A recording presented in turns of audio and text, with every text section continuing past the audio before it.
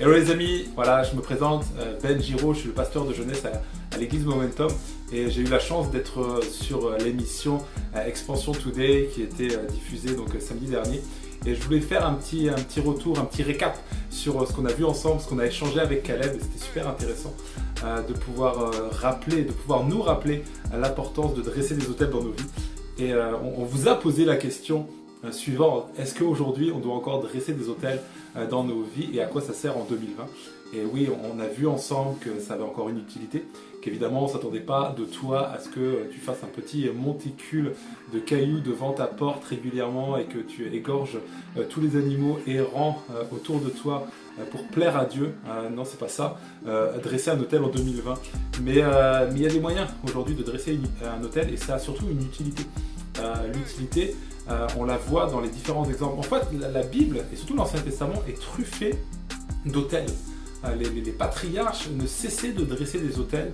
Il y a la première histoire, on va voir l'histoire de Jacob qui a volé le droit d'aînesse de son frère et qui est obligé de fuir chez son oncle pour pouvoir fuir. Il fuit la vengeance de son frère. Et bref, sur le chemin, dans le désert, il fera une rencontre vraiment comme incroyable avec Dieu.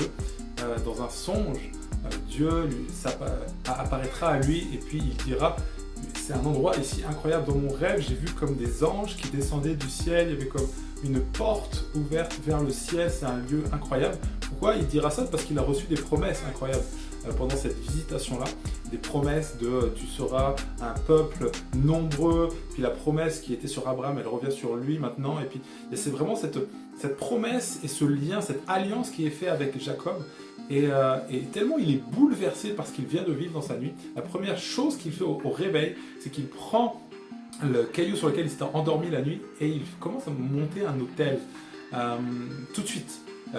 À son réveil pour se rappeler toute sa vie de ce qui a pris place ici. Oui, parce qu'il voulait remercier Dieu, certes pour les merveilleuses promesses qu'il venait de lui faire, mais c'était également comme un lieu de souvenir, un autel de souvenir, un droit et un devoir de mémoire de ce qui venait de prendre place.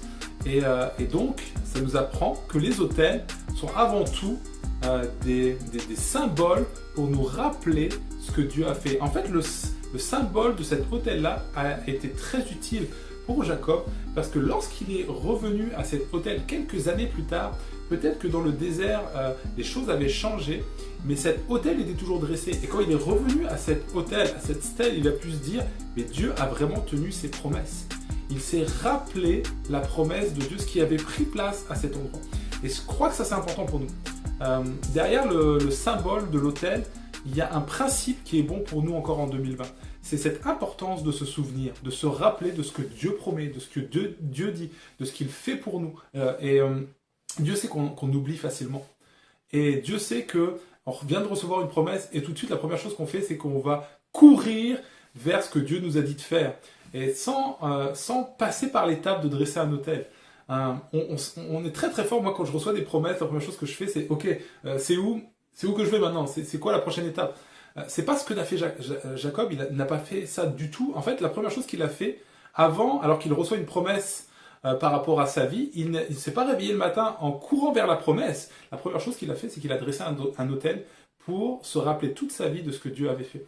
Et je crois que c'est bon pour nous aujourd'hui, et dans cette période de confinement, alors que Dieu nous parle fort dans cette période de confinement, je crois que c'est bon de dresser des autels, de faire un bilan sur ce que déjà Dieu nous dit, à moi, Ben, en tant que chrétien, qu'est-ce que Dieu me dit, à nous en tant que génération, en tant qu'Église Momentum, en tant qu'Église Jeunesse Expansion, l'Église Lille Métropole, mais également pour les non-chrétiens, pour nous en tant qu'humanité. Je crois que Dieu parle fort pendant cette période de confinement. Je crois qu'il nous parle à nous en tant que peuple. Il nous dit, regardez comme la planète a l'air de bien s'en sortir sans vous. Il nous parle fort. Il parle aux non-chrétiens en leur rappelant que la vie n'est pas éternelle et que oui, cette vie est éphémère et qu'en un instant, on peut disparaître sur la surface de la terre. Et donc, ça doit nous rappeler qu'il faut faire les bons choix de vie. Donc ça parle, cette souffrance et ce confinement parle aux non-chrétiens, mais également ça doit nous parler à nous. Et si tu te poses, c'est ce que je vais vous inviter à faire, si tu te poses et que tu t'analyses, et c'est bon de méditer, hein, la bonne méditation, tu analyses ta vie actuellement et qu'est-ce qui te manque le plus? Tu te poses les bonnes questions. Donc tu fais un bilan. Qu'est-ce qui te manque le plus actuellement? Est-ce qu'il y a des choses que tu as fait avant le confinement et tu te dis, purée, je ne veux plus reproduire les mêmes erreurs? Pose-toi les bonnes questions par rapport à toi, à ta saison, à ta vie. Peut-être que Dieu te parle même d'une nouvelle orientation. Peut-être que Dieu te montre une réalité dans laquelle tu es actuellement et qu'il voudrait que ça soit différent. Peut-être qu'il y a des choses à changer, il y a peut-être des corrections. Mais en tout cas, je suis sûr que Dieu parle. Pourquoi je suis sûr de ça? Je vais allumer mon ordinateur parce que j'ai une citation de C.S. Lewis qui est juste incroyable, qu'on a vu samedi dernier, qui est juste incroyable, qui nous parle, que Dieu parle pendant cette période difficile. C.S. Lewis dit ceci: Dieu murmure dans nos plaisirs, il parle dans notre conscience, mais sa voix devient clameur dans nos peines. Elles sont le porte-voix dont il se sert pour éveiller un monde sourd. Ce que C.S. Lewis est en train de dire, il ne fait que de répéter avec ses mots à lui un principe biblique, c'est que Dieu parle dans nos souffrances. Dieu déjà parle, c'est-à-dire que la tempête fait rage et elle est très bruyante, mais Dieu veut parler fort, encore plus fort que la tempête, pour se rapprocher de toi. Et ça nous parle, et ça te parle peut-être, toi qui regardes cette vidéo, en ce moment, tu passes peut-être par une tempête, par un désert, par des manques, il y a peut-être des manques criants en toi. En tout cas, ce confinement révèle une souffrance. Dieu veut mettre des mots sur cette souffrance-là. Donc ça, c'est la première chose. Mais ce que cette citation nous dit également, et qui est pour moi assez parlant, c'est que justement, par la souffrance, Dieu nous parle également. Par la souffrance, Dieu nous révèle des choses. Par exemple, Dieu révèle aux non-chrétiens qu'ils n'ont pas été créés pour mourir et pour souffrir. Souvent, j'entends des potes à moi, ou j'entends des non-chrétiens se moquer un peu de la foi chrétienne en disant, mais s'il y avait vraiment un Dieu, est-ce qu'il laisserait les gens souffrir comme ça? Est-ce que les gens mourraient comme ça? Si le Dieu que vous dites qui est bon, qui est grand, et il existe, pourquoi il laisse les gens mourir? Il y a comme une injustice qu'on ressent dans notre être humain à se dire, mais c'est pas normal de mourir, c'est pas normal de souffrir. Pourquoi on ressent ça en fait? Je veux dire, la vie a toujours été comme ça. On a toujours souffert. Oh, il pleut sur les justes comme sur les mauvais. Et donc les chrétiens et les non-chrétiens, tout le monde souffre en fait. Et tout le monde meurt. Je ne connais pas de personnes autour de moi qui ne sont jamais morts. Ou en tout cas, ils vont bientôt le connaître. Et moi le premier. Donc, en fait, on devrait abdiquer. Mais il y a comme une révolte dans notre cœur en disant c'est injuste la mort. C'est injuste la maladie. C'est injuste la souffrance. Pourquoi il y a ça dans notre cœur? Pourquoi? Parce que Dieu nous révèle par la souffrance que nous n'avons pas été créés pour mourir. Et ce que moi je réponds souvent à toutes les personnes qui nous accusent, je dis, pose-toi la question pourquoi tu cries à l'injustice? Peut-être parce que tu n'as pas été créé pour mourir. Peut-être parce qu'à la base, et la Bible donne des réponses par rapport au mal et à la souffrance, peut-être parce qu'à la base, tu n'as pas été créé pour souffrir et pour mourir. Donc Dieu nous parle, il fait porte-voix, il se sert de la souffrance pour être un porte-voix, pour dire, pour réveiller un monde sourd. Et ce monde est sourd des choses spirituelles, et Dieu le réveille avec la souffrance. Pas qu'il l'envoie, mais il utilise la souffrance pour, comme nous parler encore plus fort en disant, vous avez été créé pour autre chose. Il existe autre chose. Vous n'avez pas été créé pour ça, pour souffrir, pour mourir. Il existe autre chose. Il n'y a pas que les plaisirs de cette vie-là. Ton âme a soif également de choses spirituelles. Tu comprends? Il parle à ton âme pendant la souffrance. Donc je crois que pendant cette période de confinement, il nous parle. Il me parle à moi en tant que chrétien, mais il parle également aux non-chrétiens. Et donc Dieu parle fort. Et c'est pourquoi il faut noter. Et c'est pourquoi, une fois que Dieu a parlé, il ne faut pas oublier. Il n'y a rien de pire que quelqu'un qui apprend une bonne nouvelle et qui l'oublie. Que quelqu'un qui vit une expérience et qui dit, purée, je ne ferai plus jamais ces mêmes erreurs-là, et qui reproduit encore. Il va encore, ça va mener à quoi? Ça va mener à la dépression, ça va mener à se dire, mais je suis un bon à rien, j'ai appris des choses et je replonge toujours dans les mêmes choses. Bref, ça amène à beaucoup de souffrance. Et l'oubli nous mène à beaucoup de souffrance. Donc c'est pourquoi, et Dieu le sait, et c'est pourquoi Dieu veut nous aider à ne pas oublier. Et c'est pourquoi, je crois, Dieu voulait des autels. C'est pas juste parce qu'il fallait qu'on l'adore, c'est également parce que c'était bon pour nous. De ne pas oublier les promesses de Dieu. Donc, l'importance des autels. Donc, l'importance, régulièrement, de dresser dans nos vies des autels pour les choses importantes que l'on reçoit, les choses importantes que l'on vit, les décisions importantes de nos vies, parce que l'ennemi aime nous faire croire, aime nous dire, mais est-ce que Dieu a vraiment dit que? Est-ce que tu as vraiment vécu ça? Est-ce que Dieu va vraiment intervenir? L'hôtel, quand tu reviens à l'hôtel, face à ces questions, tu reviens à l'hôtel et tu te dis, bah oui, je reviens à l'hôtel, bah oui, j'étais là. Et puis je me rappelle que Dieu a fait cette promesse-là. Et puis tu me dis que mon Dieu n'est pas assez grand. Mais par le passé, j'ai noté, j'ai un hôtel. Je regarde à cet hôtel et ça me montre que Dieu m'a déjà béni par le passé. Il a déjà fait des miracles. Il est encore capable de le faire aujourd'hui. Non, tu peux pas remettre ça en doute. Puis tu parles au diable et tu dis, tu peux pas remettre ça en doute. Là, j'ai cet hôtel qui me montre la décision que j'ai prise. Tu comprends? Il y a quelque chose de concret, de quelque chose de matériel qui nous montre concrètement qu'on a pris cette décision, qui matérialise comme la décision qu'on a prise et l'engagement qu'on a pris. Donc je crois que c'est une loi spirituelle, même si on ne doit plus faire les hôtels de la même manière, je crois que c'est une loi spirituelle que l'on doit continuer à pratiquer aujourd'hui, le devoir de souvenir.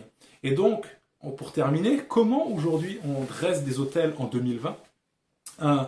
On a abordé ça dans la petite capsule et j'ai beaucoup aimé parce que j'ai aussi appris, je vous ai donné moi quelques pistes de réflexion sur comment dresser des hôtels en 2020, mais il y a vraiment beaucoup de choses possibles. Et puis, à travers les échanges, j'en ai découvert quelques-uns que je vous donne également dans cette vidéo. Premièrement, et puis on l'a vu avec Caleb, lui par exemple, il note énormément. Moi aussi, je note énormément. Je pense que la première pierre sur un hôtel, c'est de noter, tout simplement. C'est un hôtel de noter.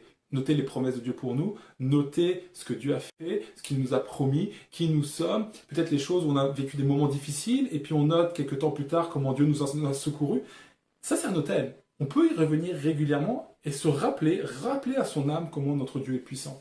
Donc noter, avoir un cahier intime avec Dieu où on note un petit peu tout ce que l'on vit avec lui. Ça, c'est une première chose, comme indispensable selon moi. Après, ça peut être d'autres symboles. Ça peut être des achats. Tu peux peut-être, si tu as pris une décision importante, par exemple, tu viens de te faire baptiser, il y a un symbole déjà avec l'eau. Donc c'est également un symbole qui est là pour nous rappeler de ce qui a pris place ce jour-là. Parce que quand l'ennemi va te dire, est-ce que tu t'es vraiment converti?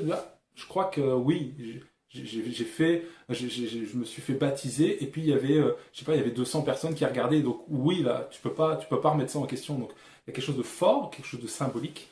Mais ça peut être également des achats, par exemple, comme je le disais, tu peux acheter quelque chose. Par exemple, ça fait, je sais pas, 1 an que tu n'as pas bu d'alcool alors que tu es addict, que tu n'as pas regardé de la pornographie, en tout cas, tu as remporté une sacrée belle victoire.